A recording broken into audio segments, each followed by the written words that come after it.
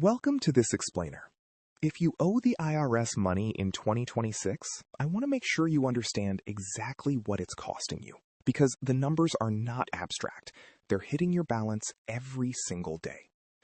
Let's start with how the IRS sets its interest rate, because this is something most people don't fully understand.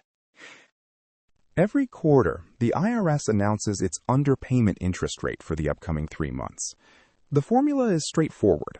It's the federal short-term rate, which is set by the Treasury Department based on government borrowing costs, plus 3 percentage points.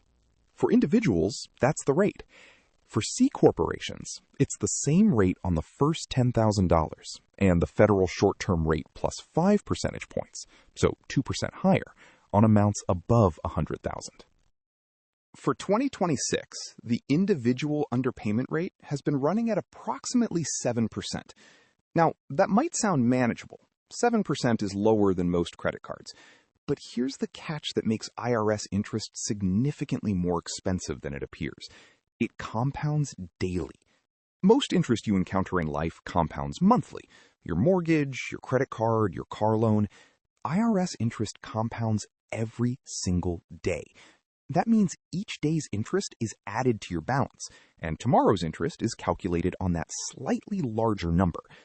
Over time, this daily compounding makes a meaningful difference compared to monthly compounding at the same rate. Let me put some dollar figures on this. On a $2,000 balance over 3 months, about $35 in interest. Not life-changing, but that's $35 that did nothing for you. $5,000 over 6 months, roughly $175. Now you're starting to feel it. $10,000 over a full year, over $700.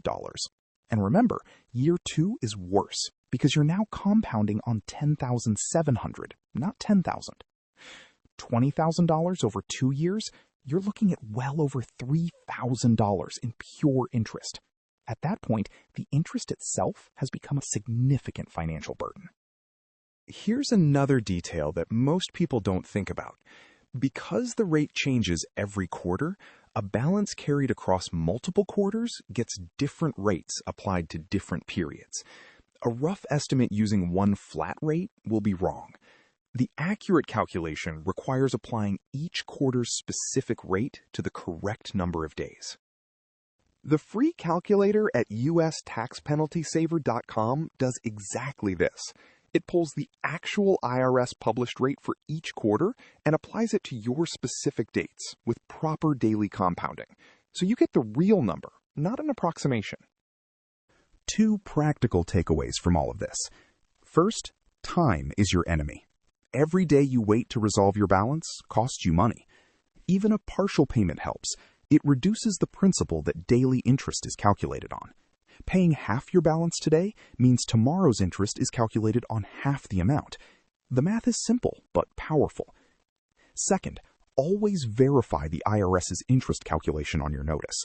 The IRS uses automated systems, and errors do happen. If the interest on your notice doesn't match what the calculator shows, you may have grounds to dispute the difference. It's worth checking.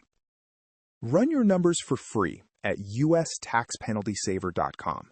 It takes about 2 minutes, there's no sign-up, and you'll see your exact daily cost of waiting. This is general information, not legal or tax advice. IRS interest rates change quarterly. Always verify the current rate on irs.gov or your most recent IRS notice.